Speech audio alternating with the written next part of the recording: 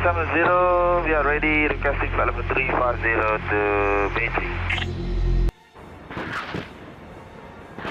Malaysia Airlines MH370 has become a symbol of one of the greatest mysteries in aviation history. Hello, Malaysia 370, good morning. You want requesting process start.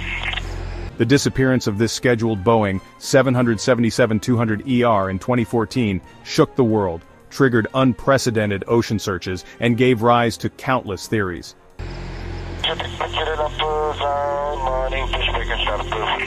Despite the passage of time, the mystery of Flight MH370 remains unsolved, and successive search efforts, including a renewed operation in 2025, bring hope of finally discovering the truth.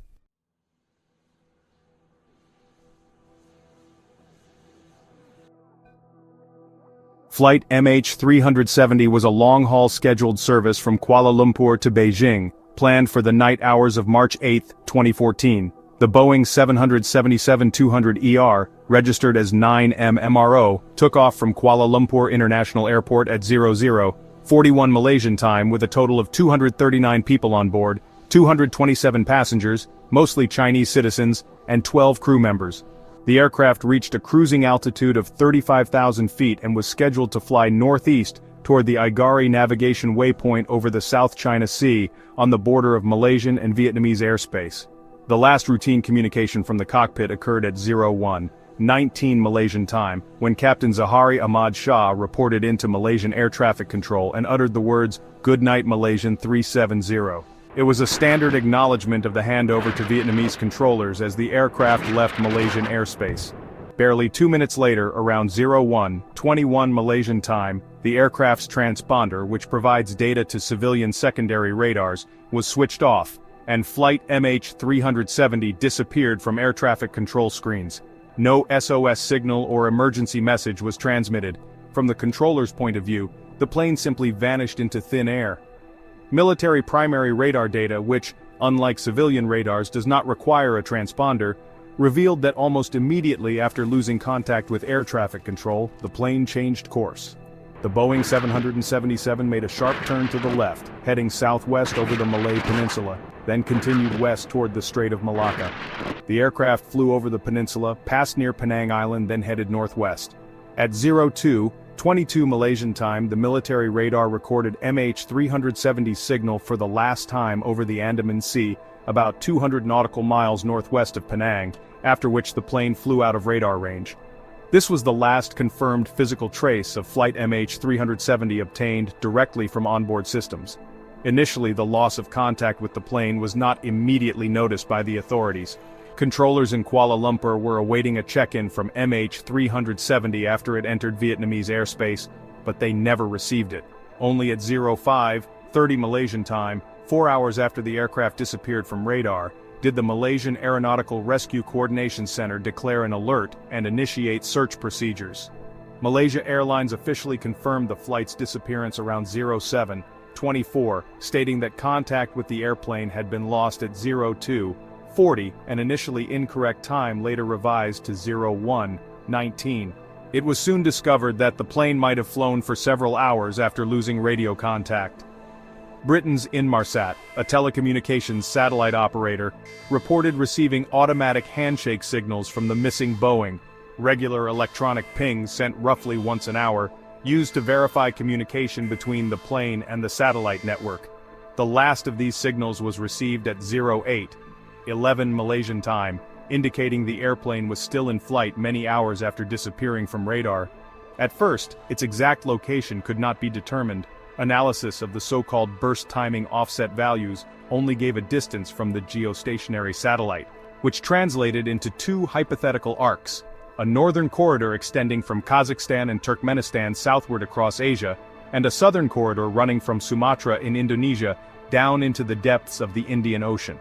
Just days after the disappearance, on March 15, 2014, Malaysian Prime Minister Najib Razak officially confirmed the existence of these satellite signals and identified two potential search corridors. However, most experts and the involved nations concluded that the northern route was unlikely. Countries along that path, including China, India, and Pakistan, indicated they would have detected an unidentified aircraft in their airspace via radar. Hence, the searches would focus on the southern scenario, meaning MH370, after turning southwest, continued its flight over the Indian Ocean until it ran out of fuel. During the first few days, no scenario was ruled out, ranging from technical failure to terrorist activity. Media reports, for instance, noted that 2 passengers on MH370 had traveled on stolen passports, Italian and Austrian. Initially, that raised suspicions of a possible attack, but an Interpol investigation soon determined that they were young Iranian nationals trying to reach Europe illegally and had no terrorist links. Malaysian authorities also checked the entire crew and passenger list for any criminal or extremist ties, finding nothing suspicious. Based on the findings so far, the events on board MH370 can only be reconstructed in fragments. The evidence strongly suggests that someone deliberately turned off the communication systems, transponder and ACARs, shortly after the crew's last transmission to air traffic control, then changed the aircraft's course. Malaysia's official 2018 final report explicitly states, "The evidence indicates that flight MH370 deviated from the planned route. Yet, it has not been established who was responsible for these actions or why. No pilot had a known motive, and no evidence of intruders aboard was found." The aircraft flew on autopilot for several hours, presumably heading south. The final satellite handshake was received just after 8 in the morning Malaysian time, implying that soon afterward the Boeing 777 must have crashed into the Indian Ocean due to lack of fuel. The exact location of the oceanic crash remained a mystery, only that it had to be somewhere along the 7th arc, the line of possible positions relative to the Inmarsat satellite at 08:19 Malaysian time.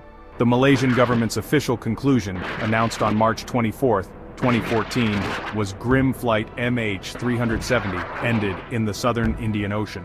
This meant the plane likely fell into the sea far from any land, leaving no chance of survival for any of the 239 people on board. This statement was based on analysis of satellite communications, already deemed solid enough at the time to dispel hopes of finding the plane on land. Nevertheless, the lack of hard evidence, like airplane wreckage, made it difficult for many families and observers to accept. A new, unprecedented scale of international search efforts began, aiming to locate the MH370 wreck and uncover what truly happened.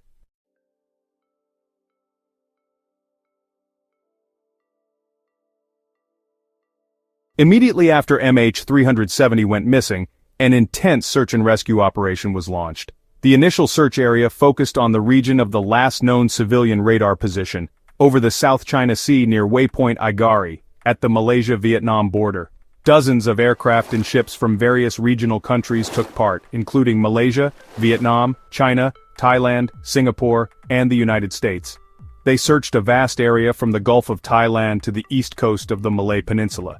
The situation was complicated by the fact that the rescue services were only officially notified many hours after contact was lost, and there were also issues with international coordination.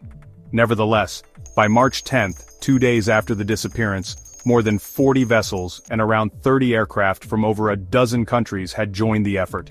Numerous false leads emerged. Aircraft reported seeing various floating objects that were at first suspected to be debris, but none of these sightings were confirmed. Several oil slicks were discovered at sea, but their analysis showed they did not come from the airplane's jet fuel.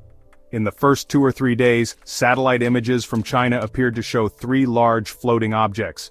Again, these were found unrelated upon verification. Conflicting statements from Malaysian authorities in the early days caused further confusion.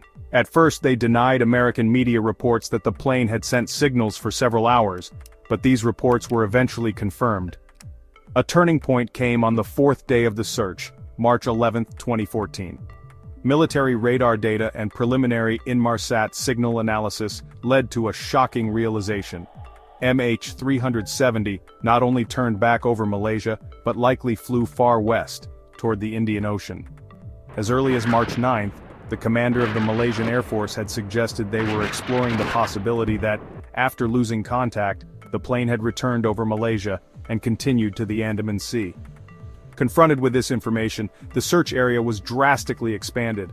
Besides the original sector in the South China Sea, operations also began in the Strait of Malacca and surrounding waters to the west of the peninsula. From that point, searches took place on both sides of the Malay Peninsula, with no certainty of where the Boeing had truly vanished. On March 18, 2014, just 10 days after the disappearance, the search operation entered a new phase. Following a press conference by Prime Minister Najib Razak and the disclosure of satellite data, the main efforts were officially shifted to the southern Indian Ocean. At Malaysia's request, Australia, with its resources and experience in maritime operations, took over coordination in that region. In the following days, the northern searches in Southeast Asia were gradually suspended, and most resources were redirected to the vast and remote areas of the southern Indian Ocean, west of Australia's shores, about 2,000 kilometers offshore, with rough seas and depths reaching 4 to 5 kilometers. Surface searches, aerial and maritime, in the southern part of the Indian Ocean began in mid-March 2014, and lasted several weeks. Patrol aircraft, including Australian P-3 Orions as well as Chinese and Japanese planes, scanned assigned ocean sectors from above, searching for any signs of floating debris. Simultaneously, around a dozen ships, ranging from destroyers and frigates to research vessels, sailed through those waters, ready to recover any possible discoveries. By late March 2014, promising reports started emerging. Satellites from various countries, including France, China, and Australia, spotted potential floating objects in that part of the ocean. On March 24, an Australian satellite detected a large object in the water, prompting a short-lived hope it might be a piece of fuselage. Ships and planes were dispatched to the indicated coordinates but found nothing, likely shipping containers or other marine debris. Over time, the feasibility of visual search dwindled. The ocean is full of drifting objects, and currents rapidly scatter any potential wreckage over huge distances. In early April 2014, about a month since the plane disappeared, the focus turned to a race against time. The missing Boeing carried so-called black boxes, flight data recorder and cockpit voice recorder, each equipped with an underwater locator beacon, a pinger, powered by batteries that usually last about 30 days. If the plane was on the seafloor, there was a chance to detect the beacon before it went silent forever. Thus, specialized equipment was deployed. Towed pinger locators, an American vessel equipped with a towed acoustic array, scanned the waters, listening for the characteristic 37.5 kHz signal of the black boxes. Australian vessels under the Joint Agency Coordination Center were heavily involved. Sonobuoys, dozens of these underwater listening buoys, were dropped from aircraft, drifting on the surface to capture any signals from the depths. Side-scan sonars and bathymetric probes, preparations began for mapping the seafloor and searching for the wreck using sonars deployed on unmanned underwater vehicles or towed platforms, although the full underwater operation was planned for later.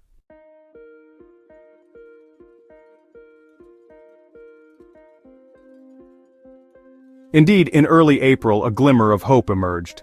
First, the Chinese ship Haisun 01 reported on April 5, picking up a 37.5 kHz signal matching the black box pinger, and in subsequent days the US-Australian vessel Ocean Shield recorded several acoustic signals underwater, 4 separate detections between April 6 and 8.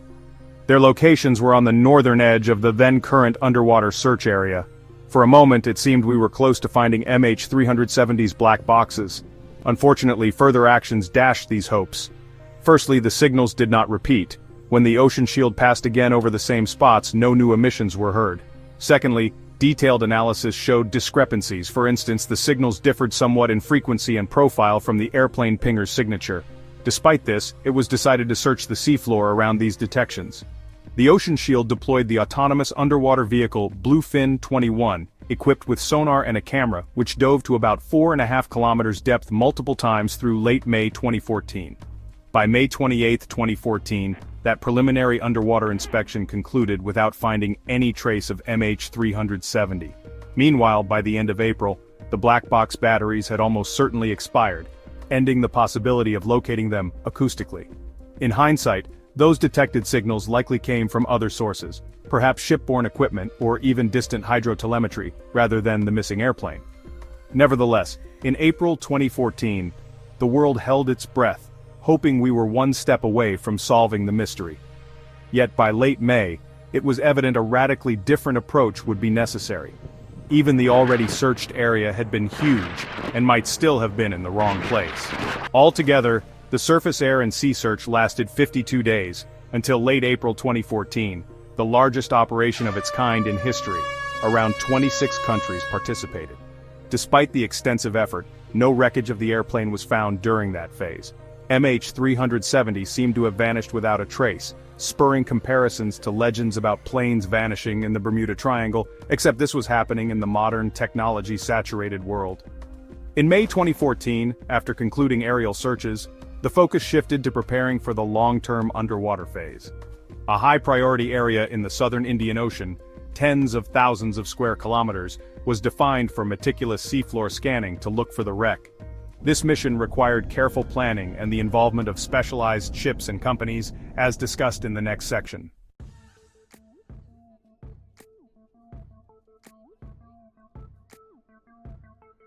After the initial frantic efforts of March and April 2014, the search for MH370 transitioned into a long-term, methodical underwater operation. No longer a search and rescue mission, it became a wreck-finding mission aimed at uncovering the cause of the crash and retrieving the flight recorders.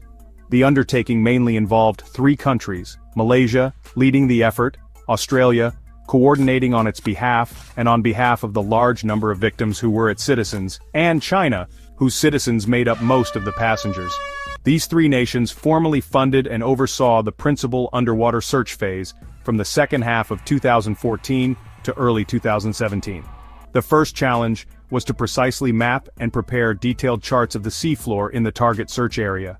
One must understand the scale. No prior wreck search had been carried out over such a large region. Initially, around 60,000 square kilometers of ocean floor were identified based on Inmarsat and fuel analyses, later expanded to 120,000 square kilometers, comparable to the area of Bulgaria. This region lay roughly 1,800 kilometers southwest of Perth, near the Broken Ridge and the West Australian Trough. The seabed there is uneven, dotted with underwater mountains and canyons, with depths mostly ranging from 3,000 to 6,000 meters.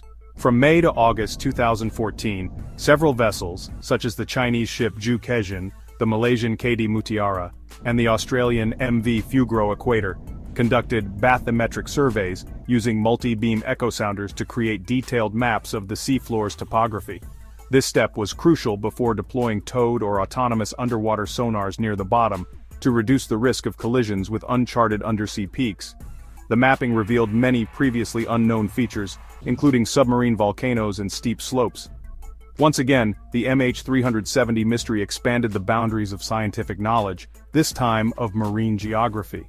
At the same time, priorities and strategies for scanning the seabed were set.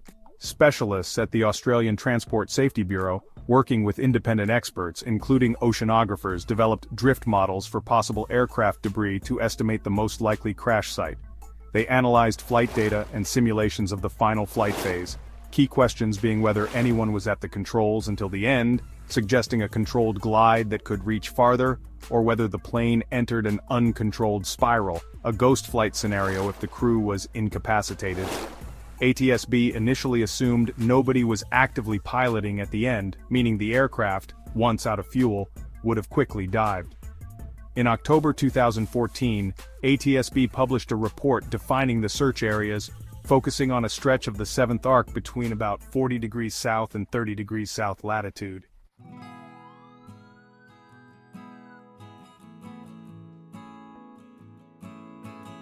In September 2014, the main underwater search phase officially began. The task was entrusted to specialized companies, primarily the Dutch firm Fugro, experienced in seabed exploration. 3 Fugro vessels, MV Fugro Discovery, MV Fugro Equator and MV Fugro Supporter, were brought in, along with the Malaysian contracted Geo Phoenix, operated by Phoenix International. Each vessel was equipped with advanced sonar systems, towed side-scan sonar. A towfish dragged hundreds of meters above the seafloor, generating high-resolution sonar images. Both conventional side-scan sonar and synthetic aperture sonar were used for finer detail. Multi-beam echo sounders to map seafloor terrain. Sub-bottom profilers to detect objects partially buried under sediment. Deep-sea cameras in case potential debris was detected. Remotely operated vehicles could be deployed for visual identification. The underwater search was painstaking and systematic. The ships sailed back and forth in transects, carefully using sonars to sweep each sector of the seabed. A single sonar could cover between a few dozen and over 100 square kilometers per day, depending on conditions and vessel speed. The onboard crews and analysts on shore continuously reviewed the sonar logs, looking for unusual anomalies, objects with regular shapes possibly indicating airplane parts. It was like searching for a needle in a haystack, though the needle measured several meters, so theoretically detectable by sonar. The initial plan was to complete the search within a year, but the terrain proved more challenging, and weather disruptions, particularly in the southern hemisphere winter, often halted operations. As a result, the work stretched over more than 2 years, with seasonal breaks. By January 2017, the entire initial 120,000 square kilometer area of the seafloor had been scanned by sonar, yet no trace of the wreck was found. On January 17, 2017, the governments of Malaysia, Australia, and China issued a joint statement suspending the search, saying all possible efforts had been exhausted using the best available technology, without result. It was a painful moment for families and everyone involved. The most expensive and lengthy aerial search in history, costing around 135 to 160 million US dollars, had come up empty. During this operation, a few notable incidents occurred. In December 2015, Australian authorities announced that sonar had indeed detected a wreck, but it turned out to be a 19th-century ship lying on the seabed. In May 2015, another old merchant shipwreck was found. By accident, the MH370 search contributed to maritime archaeology, though the missing Boeing was nowhere in sight. As progress continued without success, experts kept refining their assumptions. In 2015 and 2016, new analyses suggested that the plane might have crashed slightly north of the initial search zone, with one clue being the drift paths of some debris, detailed in the next section. ATSB undertook a first principles review in late 2016, recommending a further 25,000 square kilometer search area north of the previous zone. This region followed the 7th arc roughly between 32 degrees south and 36 degrees south. Drift simulations by Australia's CSIRO even pointed to around 35 degrees south, 92 degrees east as the most likely crash site. Unfortunately, before resources and political decisions could align, the official tripartite operation was already halted.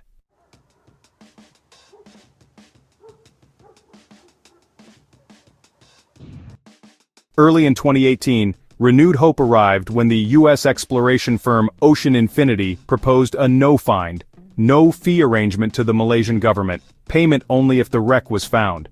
Ocean Infinity planned to use cutting-edge technology to quickly scan both the newly recommended area and potentially other nearby sectors. In January 2018, Malaysian authorities agreed to the mission, setting a maximum $70 million fee in the event of success. Ocean Infinity deployed the Norwegian survey vessel Seabed Constructor and up to 8 autonomous underwater vehicles, AUVs, of the Hugin type. This was a novel approach. Rather than towing a sonar behind the ship which limits speed and coverage, Seabed Constructor could simultaneously operate multiple underwater drones, each scanning a swath of seabed about 1.5 kilometers wide while cruising just a few meters above the bottom. Equipped with side-scan sonar, multi-beam echo sounders, magnetometers, and cameras, the AUVs could operate at depths of up to 6,000 meters, covering the entire potential search depth. This strategy greatly accelerated the search, offering several times the coverage rate compared to past methods. The Ocean Infinity mission effectively began on January 22, 2018, when Seabed Constructor reached the designated sector and deployed its AUVs. Priority was given to Site 1, an area of about 33,000 square kilometers that included most of the 35 degrees south corridor, singled out by experts, plus part of the previously searched southern area. In the following weeks, Seabed Constructor systematically combed additional sectors, pausing only to return to Fremantle for refueling and crew changes, which did not count against the 90-day operational limit under the contract. In March 2018, after covering Site 1, they expanded into Site 4 to the northeast along the 7th arc. The vessel also examined the area where China's Haisun 01 had recorded acoustic signals in 2014. Although suspicion remained that wreckage might be there, it was also ruled out. In total, Ocean Infinity surveyed more than 80,000 square kilometers of seafloor within a few months, achieving an unprecedented pace, yet again, found no wreck. Despite thoroughly scanning new areas, the aircraft was not located. At the end of May 2018, the search ended slightly ahead of schedule, without success. In June 2018, Malaysian Transport Minister Anthony Loke informed the public that the mission was finished and no further measures were planned unless new evidence came to light. After this second disappointment, it appeared that the MH370 puzzle might remain unresolved for decades. By 2018, a total of around 200,000 square kilometers of ocean floor had been searched, counting official and private efforts, an absolutely unprecedented endeavor. As the media noted, fewer than 10% of the world's oceans have been mapped to such precision. Yet ironically, we still failed to locate this particular stretch hiding the Boeing. Even so, faint hope persisted. In the meantime, some parts of the airplane had been found on distant shores, confirming that MH370 really ended up in the ocean. These fragments offered clues about where the crash might have happened. The next section examines these debris discoveries.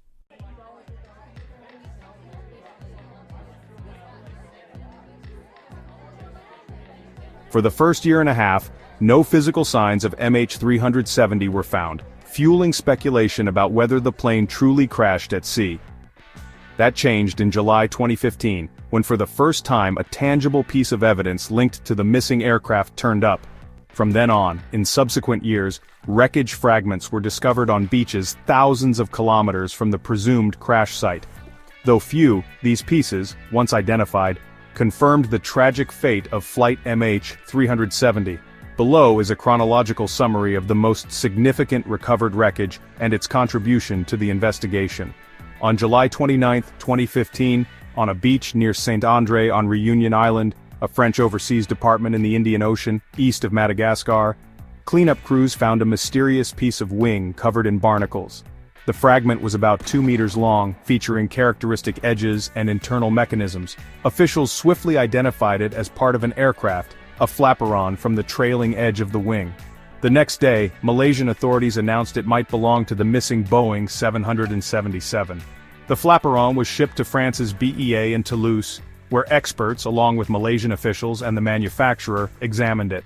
On September 3, 2015, it was formally confirmed that markings inside the part conclusively identified it as the flaperon from Flight MH370. It was a milestone. After 17 months of uncertainty, the plane was indeed shown to have crashed in the Indian Ocean, with the flaperon drifting in ocean currents to Reunion. This location aligned with drift model predictions. Over more than a year, currents could feasibly carry debris from the southern Indian Ocean to Reunion. Interestingly, the flaperon arrived sooner than some models predicted, later explained by the hydrodynamic behavior of a flaperon floating relatively high in the water, thus traveling faster with the wind.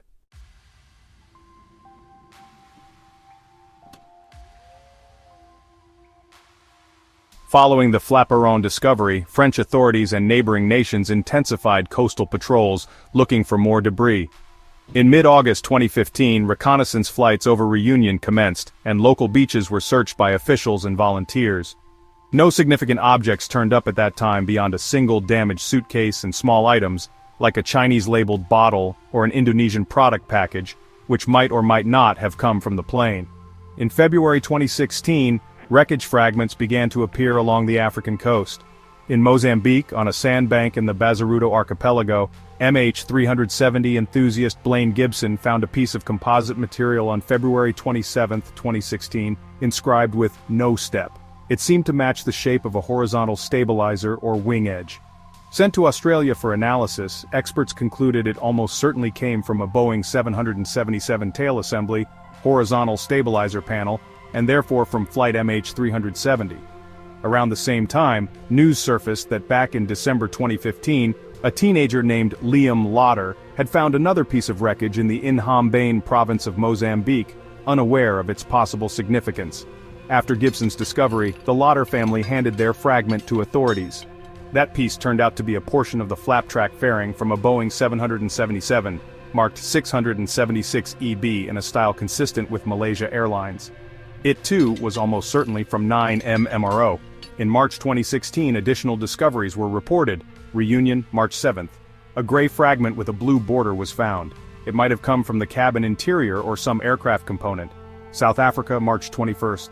Archaeologist Niels Kruger, walking along the beach near Mossel Bay, found a gray piece bearing part of the Rolls-Royce logo, the engine manufacturer for the Boeing 777. Malaysian transport authorities confirmed it likely originated from the engine cowling of MH370. Mauritius, around March 30th. On Rodriguez Island, part of Mauritius, a piece was discovered resembling cabin interior trim, possibly a door panel. In May 2016, Australian authorities officially declared that the pieces from South Africa and Mauritius were almost certainly from MH370.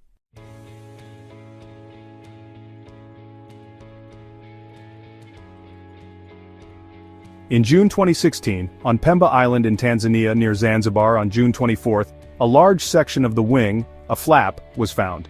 Photos suggested it was an outboard flap. Malaysian experts examined it, and in September 2016 officially confirmed it belonged to the missing Boeing 777, matching 9M MRO's serial numbers. This find was especially important because damage to the flap could indicate whether it was extended upon impact, hinting at a possible controlled water landing, or retracted. Early assessments indicated the flap was most likely stowed, favoring the hypothesis of an uncontrolled crash, no attempt at a ditching. In November 2016 to August 2018, relatives of the victims organized volunteer searches for debris on African shores. In Madagascar, multiple fragments were collected over time. On November 30, 2018, 5 pieces found on Malagasy beaches between 2016 and 2018 were handed over to Malaysian authorities. They have not all been definitively verified, though they appear consistent with MH370 wreckage. In some, as of late 2018, about 20 aircraft fragments were recovered that can almost certainly be attributed to Boeing 777 registration 9M MRO. They were scattered mainly along East Africa and nearby Indian Ocean islands: Reunion, Mauritius, Rodriguez, Madagascar, Tanzania, Mozambique, and South Africa. Several key pieces, the flaperon, flaps, wing, and tail fragments, are almost certainly from MH370. Others are classified as probable. Because most debris drifted for months or years, traveling thousands of kilometers, pinpointing the crash site from debris alone was impossible.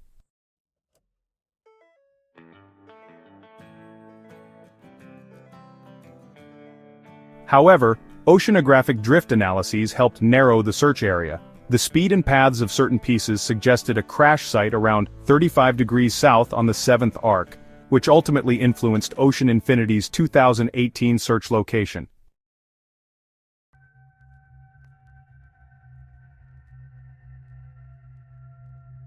The recovered wreckage also offered insight into the nature of the crash.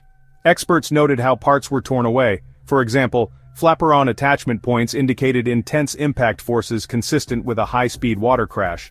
No soot or fire damage was seen, ruling out an in-flight fire. Edge damage. Some parts had characteristic damage to the edges that might show the flap's position on impact.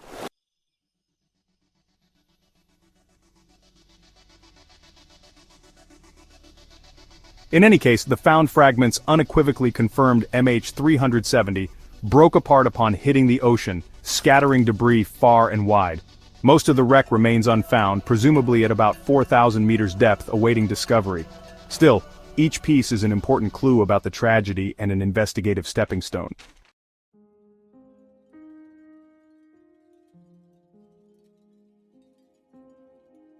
The prolonged absence of wreckage and the extraordinary circumstances surrounding MH370's disappearance gave rise to innumerable explanations, ranging from research-based hypotheses to highly speculative ideas.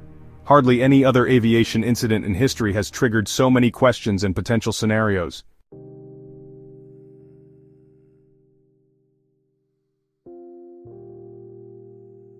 From the outset, one main line of inquiry suggested that a pilot intentionally diverted and caused the plane's loss.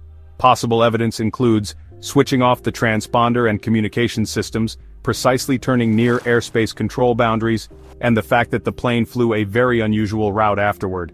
In 2016 it emerged that Captain Zahari had, on his home flight simulator, practiced a route ending in the Indian Ocean somewhat akin to MH370's suspected path. The ATSB confirmed this but cautioned that it alone proved nothing sinister. Despite no conclusive proof, many experts find this the likeliest explanation. They argue no other scenario fits so well with the deliberate shutdown of systems and hours of flight.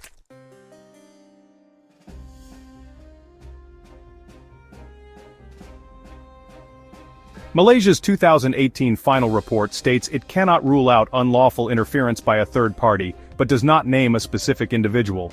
Proponents of the pilot suicide theory draw parallels to Germanwings Flight 9525 in 2015, where the co-pilot deliberately crashed the plane, except in that case, the black box was found.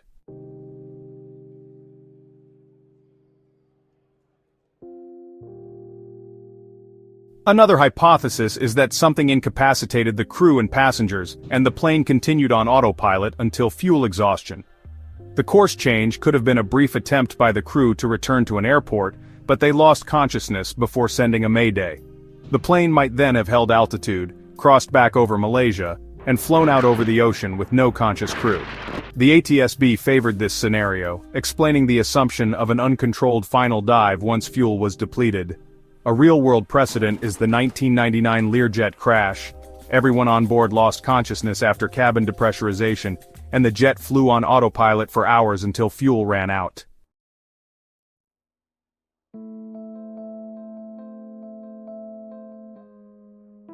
However, critics argue that the plane's complex series of turns suggests active piloting rather than an unconscious flight. While the autopilot could have been programmed to some extent, it's difficult to reconcile with the entire route. Still, hypoxia remains a secondary yet plausible hypothesis.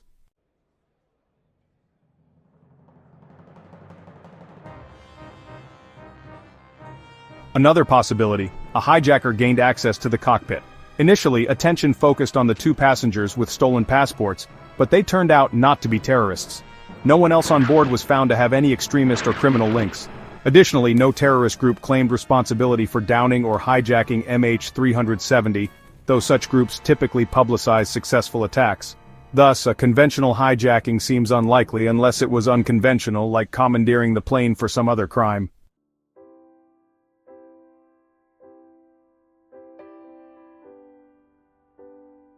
The official investigation revealed no direct evidence of a struggle on board. There was speculation about the cargo manifest, but no proof of sabotage.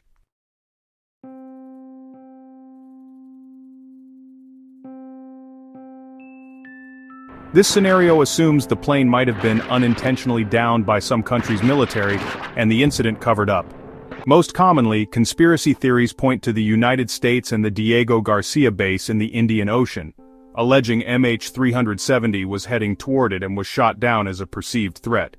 However, satellite data do not indicate a flight path toward Diego Garcia.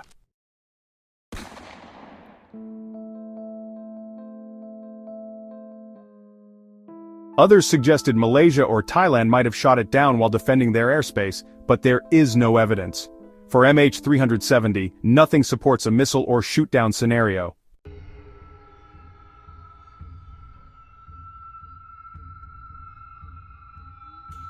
In the early days, speculation ran wild that MH370 might not have crashed but been secretly flown and landed somewhere remote. Suggested sites ranged from the deserts of Central Asia to Antarctica. One version posited a forced landing in Kazakhstan. Another claimed the plane landed at Diego Garcia. Such theories thrive on the absence of wreckage. If it's not found, maybe it's hidden.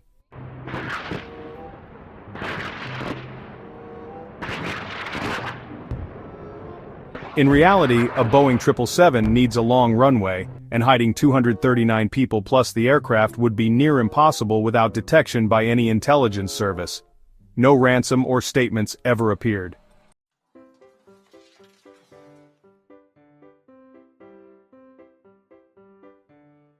As debris pieces were found in later years, these theories were definitively discredited.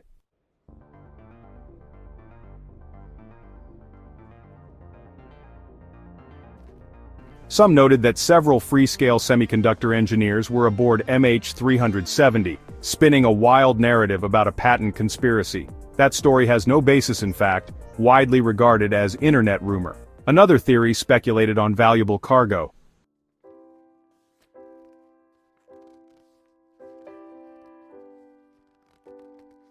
The cargo manifest was disclosed, showing nothing unusual aside from lithium batteries, common items not worth hijacking an entire aircraft.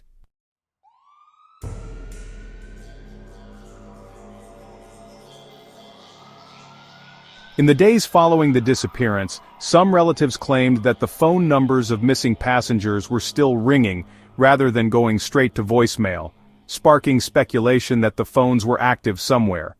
It was quickly explained that some mobile networks generate a ringback tone even if the target phone is off, until the system confirms unavailability.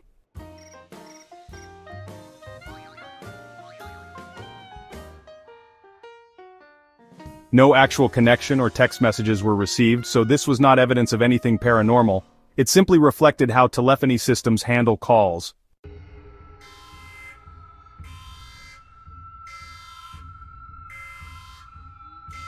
Some far-fetched theories suggest the plane entered a time-space portal or was abducted by aliens. Similar claims arise in any unsolved tragedy. These have no scientific or evidential support.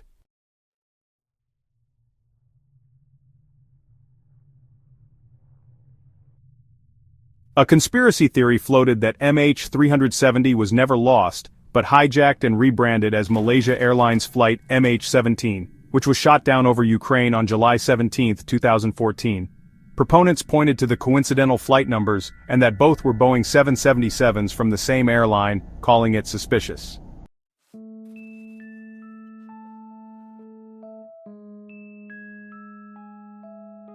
This is pure nonsense. Different passengers were identified in MH17, with recognized remains and wreckage. They were not the same people from MH370. That theory has been widely debunked as baseless.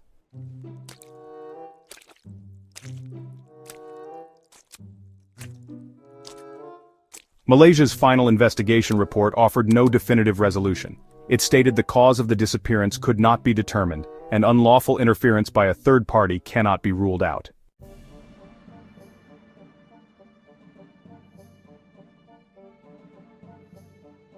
Although no individual culprit was named, the system shutdown suggests deliberate human intervention by a pilot or someone in the cockpit.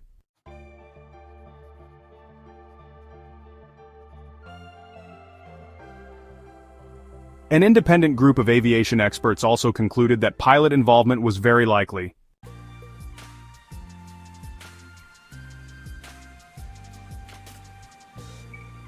Some pilots suggested the flight path resembled a farewell gesture, pointing to an additional turn near Penang, Zahari's hometown, as if the pilot lingered over it deliberately.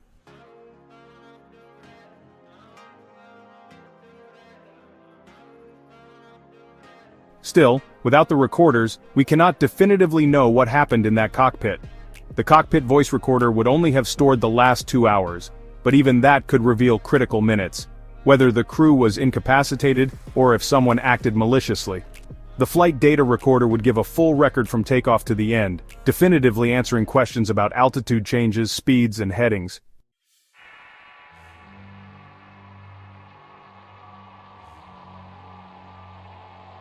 All serious theories share the premise that the airplane ended up in a remote part of the Indian Ocean where the wreck has yet to be found.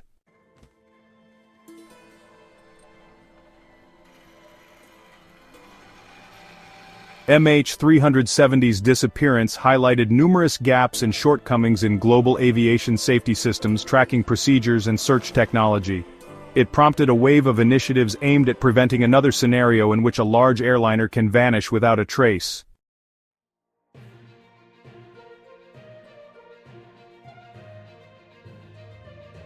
The key lesson was the need for continuous flight tracking, especially beyond land-based radar. In 2016, the International Civil Aviation Organization adopted the GAD-SS concept, introducing new global standards for flight monitoring. As of November 2018, airlines are required to ensure their aircraft automatically report their position every 15 minutes during normal flight.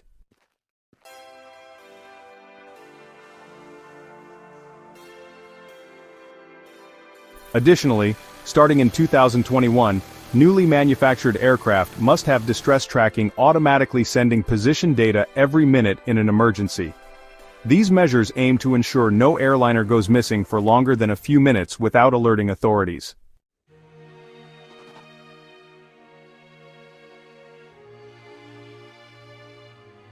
After MH370, there were calls for flight recorders to have better locator beacons or even for flight data to be streamed in real time. International regulations extended ULB battery life from 30 to 90 days to give more time for searches. ESA also recommended increasing beacon range by using lower-frequency pingers on long-haul aircraft.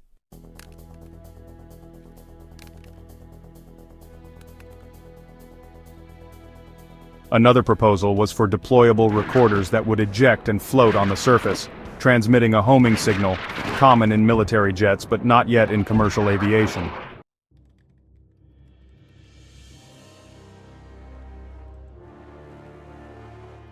MH370's disappearance exposed lapses in ATC responses, delays in declaring the distress phase and confusion between the Kuala Lumpur and Ho Chi Minh FIRs. This led to heightened awareness and improved cross-border coordination.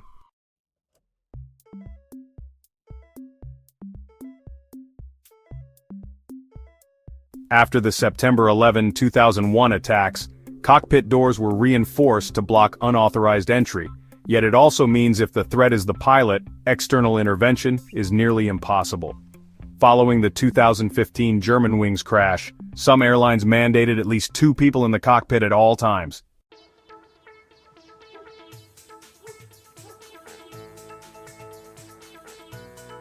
MH370 also underscored the importance of communication with victims' families. Malaysia Airlines and authorities were criticized for their initial chaotic messaging. Today, airlines have more robust crisis communication plans.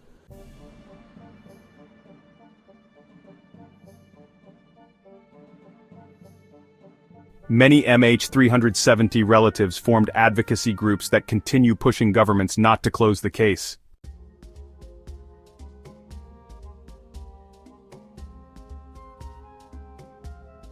In sum, while the tragedy of MH370 remains unsolved, it spurred tangible improvements to flight safety worldwide.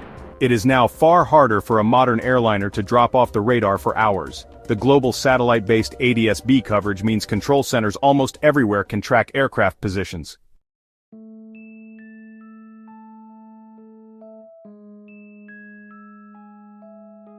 As one expert said, 10 years on from MH370, the world has implemented systems to ensure no one ever has to wonder again, where is my plane?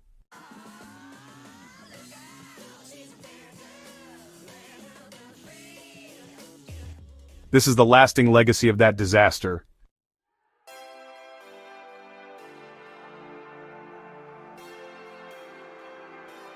Despite the passing years, families of the victims and the global community have not accepted a lack of final answers. Annual commemorations continue to call for renewed wreck searches, especially in light of fresh scientific analyses suggesting new potential sites.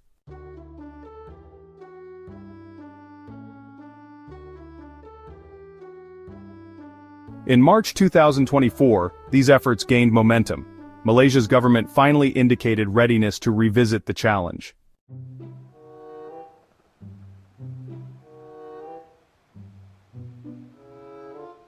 In the second half of 2024, discussions with Ocean Infinity, which had searched in 2018, began anew.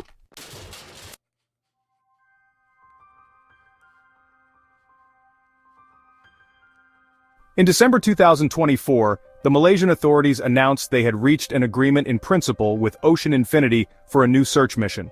Again, the arrangement is no find, no fee with a potential payout, only if the wreck is located.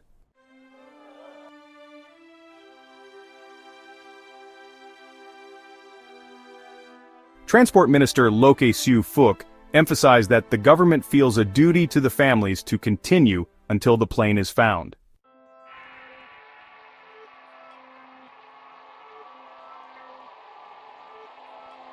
The 2025 search plan aims to scan roughly 15,000 square kilometers in the southern Indian Ocean, west of Australia. This zone aligns with the latest analyses and partly overlaps sectors either unsearched or only partially searched. Ocean Infinity has reportedly advanced its technology in the intervening years, now operating a fleet of unmanned surface and underwater vessels called Armada.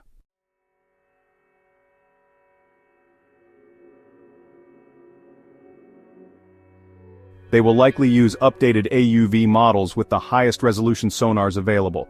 Enhanced AI-based data analysis should help identify possible aircraft debris hidden in complex seafloor imagery.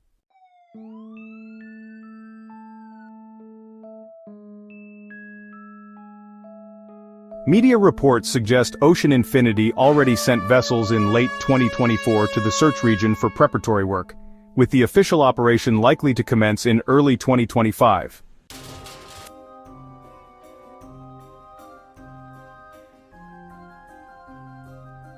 The Malaysian government confirmed in March 2025 that a contract was signed and operations were poised to begin.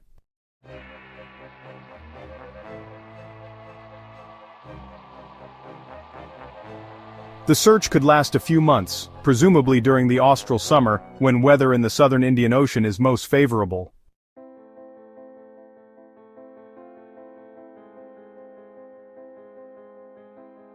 Hopes and expectations run high. On the one hand, past setbacks counsel caution. Confidence that we'll definitely find it has faded.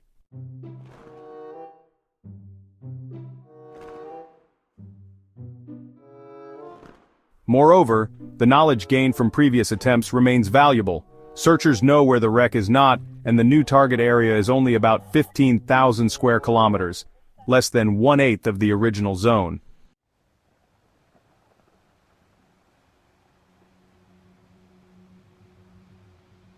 If the analysts are correct in pinpointing the probable crash site, the wreck may indeed be there, waiting to be discovered.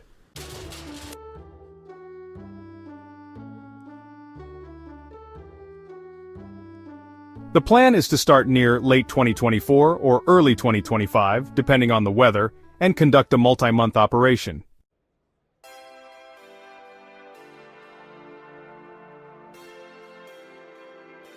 Families of the passengers watch with cautious optimism.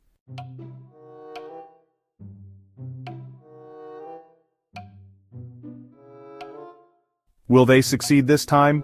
No guarantees are possible, but there is strong determination from the Malaysian government wanting closure on this painful chapter.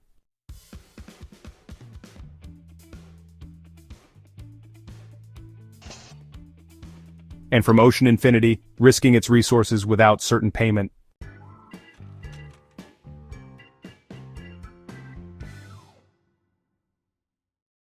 The belief in a breakthrough kept the team motivated, despite the challenges.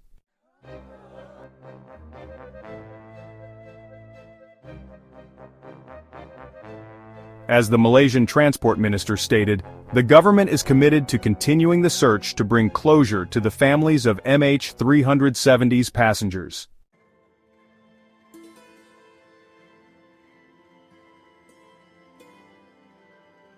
All of us hope the world's biggest aviation mystery may finally be solved. Finding the wreck and recovering the black boxes that could reveal the final hours of Malaysia Airlines 370.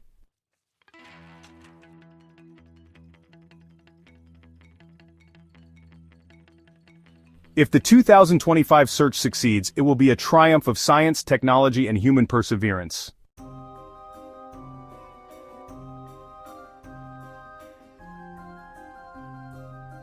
We can only keep our fingers crossed that 2025 will bring the breakthrough, yielding the answers so many have been waiting for.